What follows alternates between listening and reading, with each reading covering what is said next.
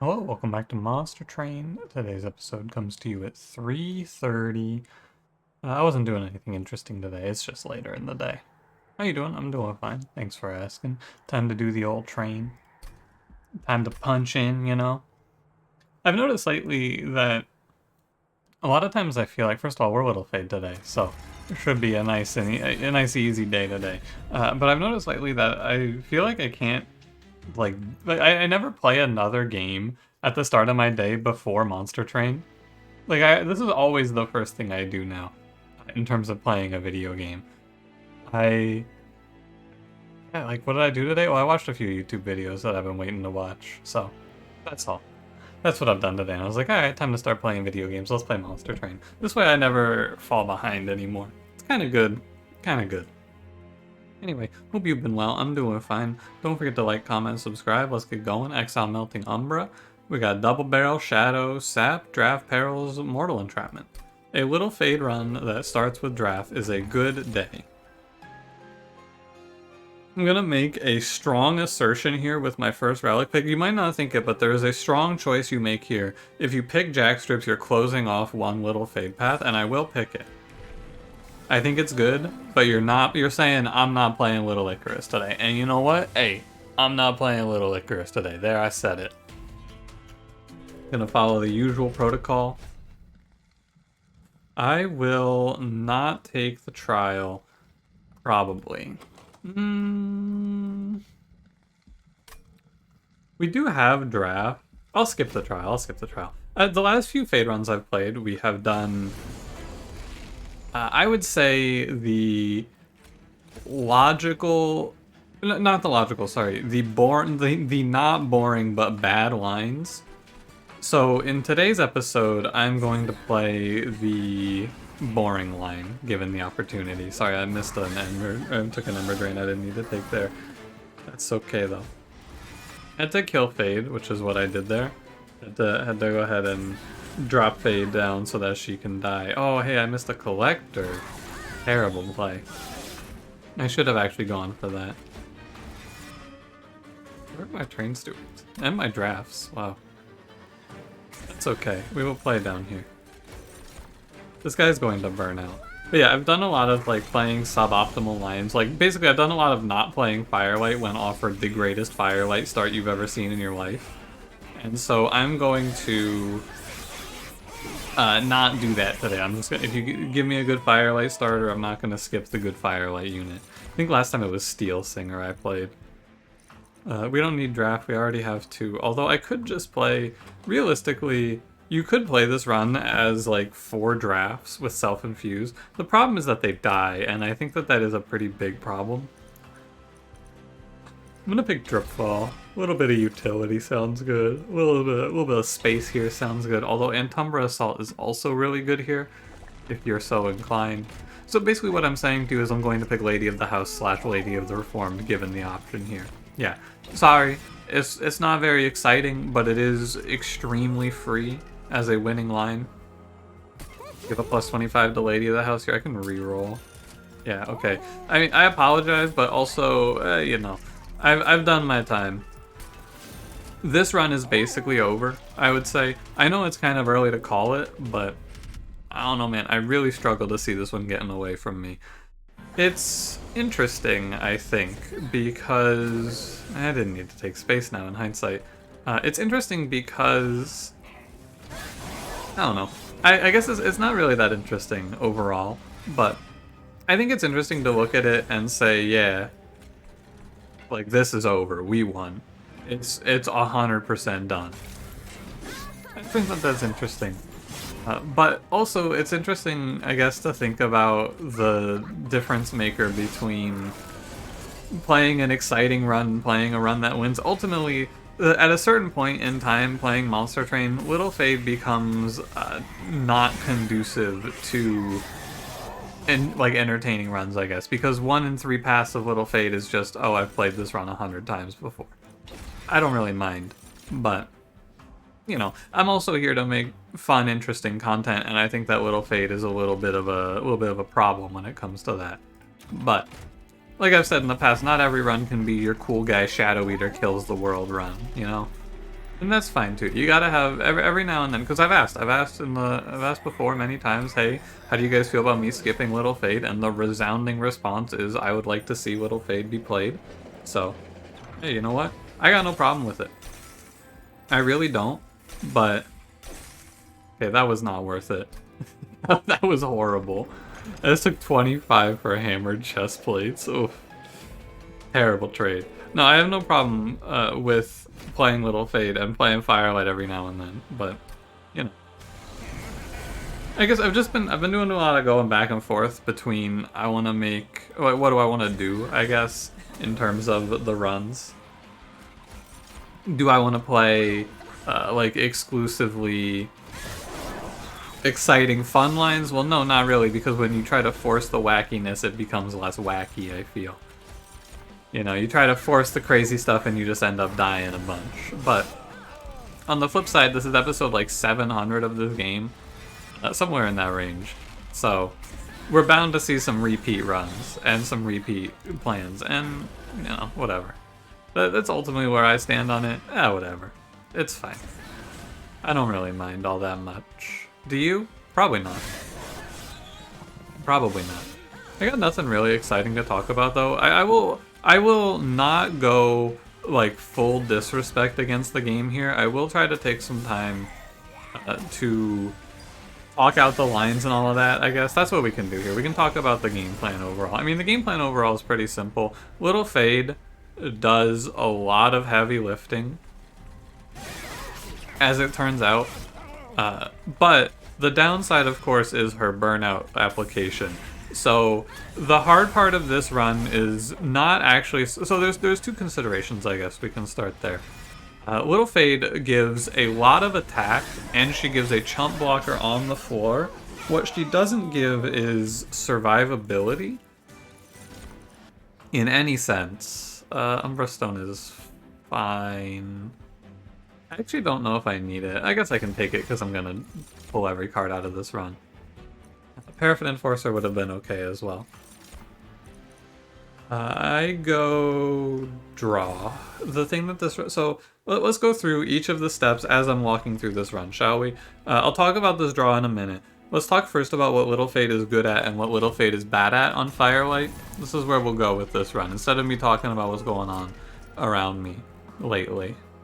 We're going to go Holdover. Actually, I think Holdover is a long-term waste of money, now that I think about it, because eventually we will be down to 17 cards.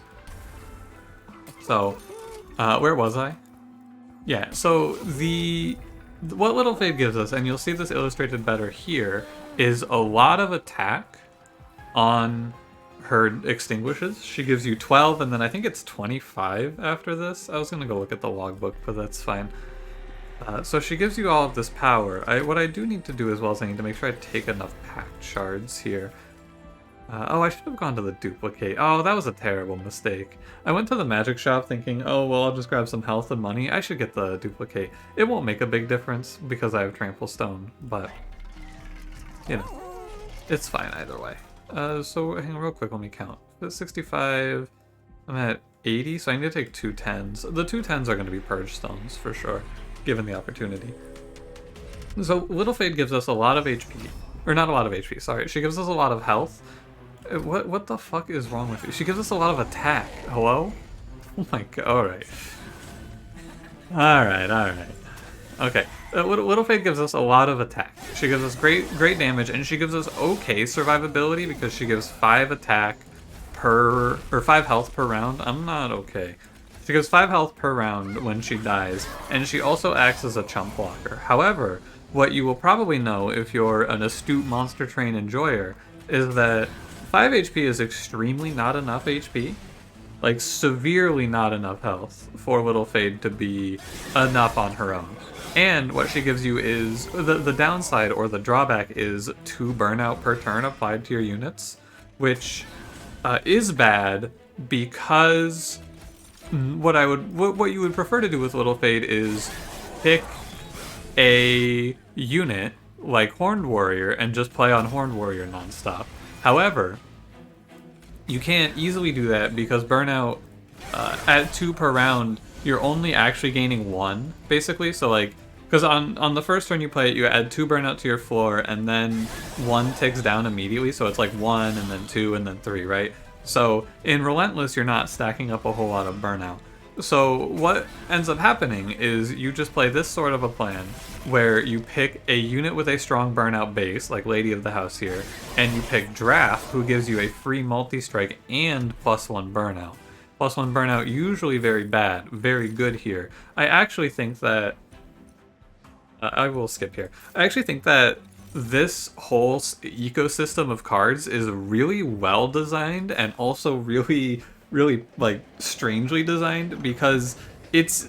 Firelight Fade is extremely insular, I feel, in that... And what I mean by that is it's very hard for you to play Firelight Fade and not play it with other melting cards, right? You can play it with Horned Warrior, you absolutely can, but at the end of the day, if you play it with Horned Warrior, you're going to need to pick up a lot of melting cards to support it. Similarly, like if you infuse a Draft onto a Horned Warrior, you're getting a multi-strike, but the downside, of course, being you're getting 1 burnout. But in this run where you put the Draft onto the Lady of the House, it is no longer a downside, it's actually a great upside.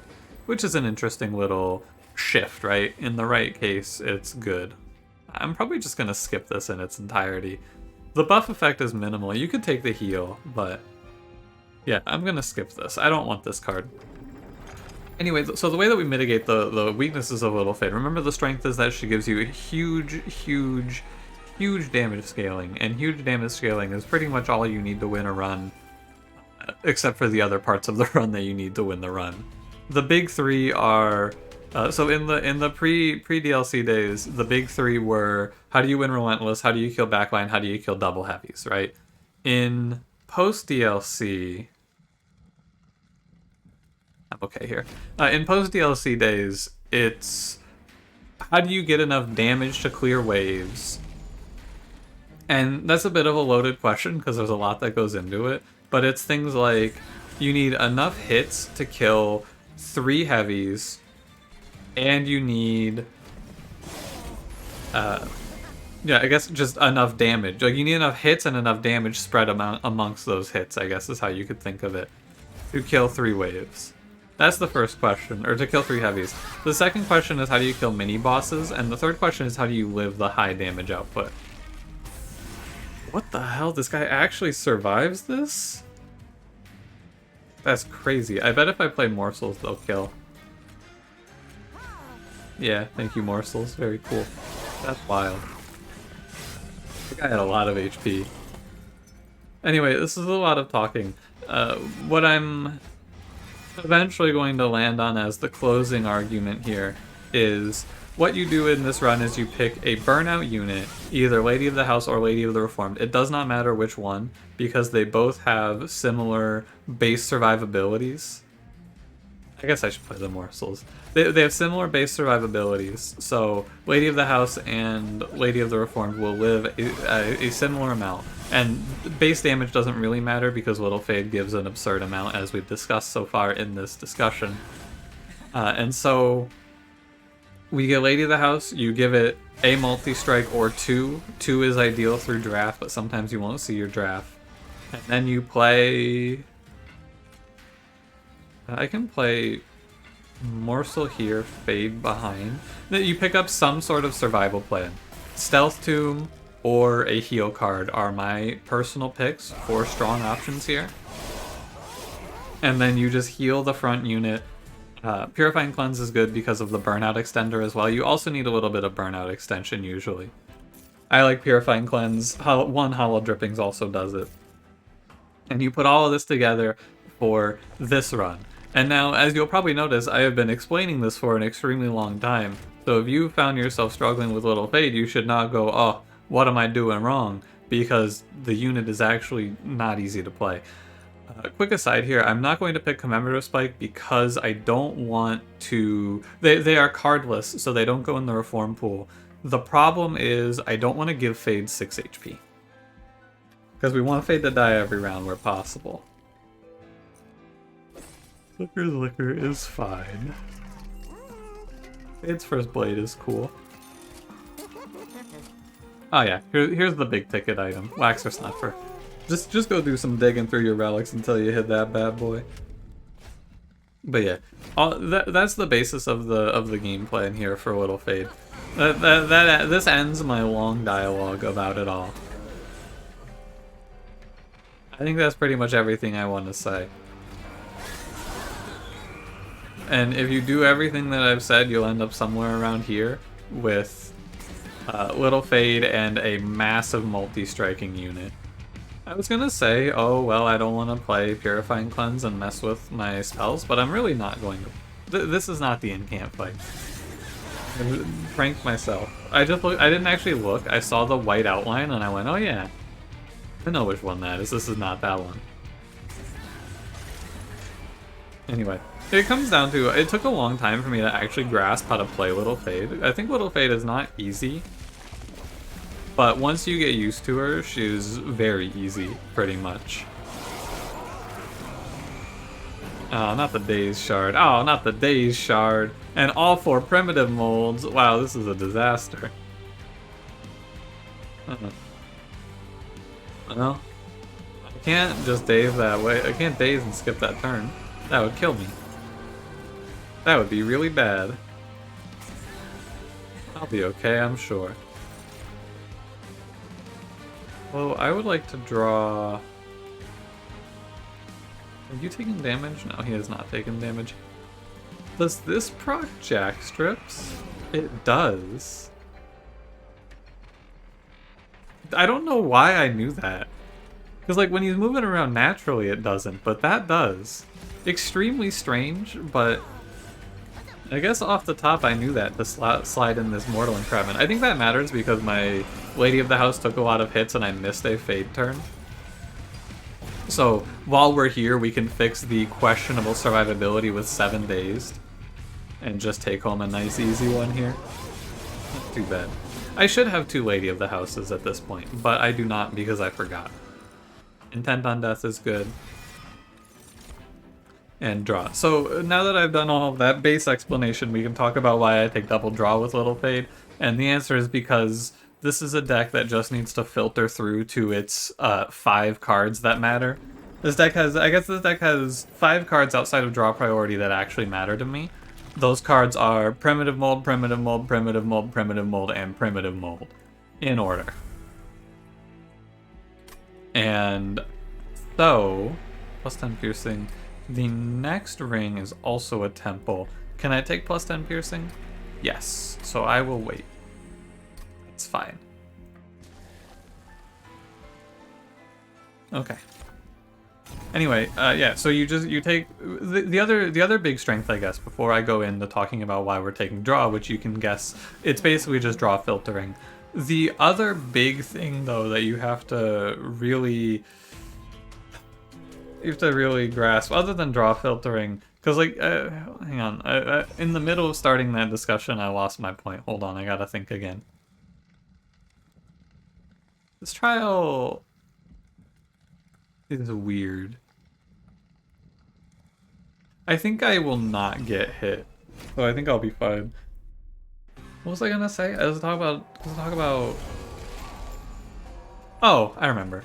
Sorry, it took me a sec. I gotta get back in the mindset here. I think the correct play is to drop Fade bottom 4. Because this will let me reform Fade and kill Fade again next turn. Or rather, this will give me one more play because Fade will burn out here, is what I should say. Anyway, as I was saying, Lady of the House here, Purifying Cleanse, this is good enough. Quick note, if I play this, Fade does trigger Extinguish on herself, which means she would not burn out, which means I'm not gaining overall. Anyway, as I was saying, the other big thing about the way that Little Fade lets you play the run is, I was talking about this run being over on Ring 2, right? I had the whole plan. What does that mean for you? What it means is, if you have your whole plan sorted and ready to go on Ring 2, you can spend the rest of the run refining your deck and making sure it's just 100% clean. Nice, that was a great hit. And so you just get to take double draw because the cards that you care about are 1 energy, and then spend the rest of the run removing cards from your deck to get your deck down to like 17 cards, and 5 of them are what you care about, right? Because you start with the most important card in your deck, Primitive Mold. You like already have it. So it's really interesting, and it took me a long time to grasp how to play Little Fade like this. I was a long time Little Fade hater. Originally thought she was very bad. But I realized pretty quickly, not pretty quickly, I realized over time, Little Fade is actually absurdly strong, but you have to get it. And I think that she's actually really weak early game. And if you don't know that, or you think, oh, this sounds really good, let me see what happens, you just get crushed. Because if you take pack shards, she gets obliterated. Absolutely smashed. But she was also in the game before the DLC, and back then it was similar. Just gotta play it cool. So, that's my Little Fade lecture. That's probably what this episode's called, the Little Fade lecture, because, you know, it's something to talk about while I go through the run, in case you don't know. Hey, wow, Firestone housing. That's cool. I'll buy it. We do not want quick here. Combustible wax is fine. It's not great, I think it's just okay. We don't want quick. I'm gonna go Burnout 7. No way, you already had Burnout 7. Ah, what am I doing? I could have had another multi-strike. That's okay. It's not really that big of a deal. I don't really mind. Because I'm just gonna put +10 anyway. Multi-strike obviously much better. Also, while I'm here, you may as well give the boy a +5/+5. Help the boy. Draft. Sometimes he gets to hang out on the floor. Yeah, overall Little Fade's really powerful. The other two paths, because this was entirely about Firelight, the other two paths have different problems that you have to answer. They're all very strong. Like, each Fade path is very powerful, but you have to get it. But Little Fade is the Firelight version is the one that requires the most understanding, I would say.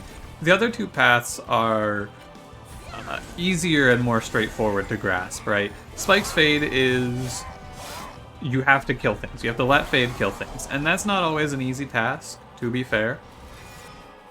It is often a little difficult to get Fade to get kills. And so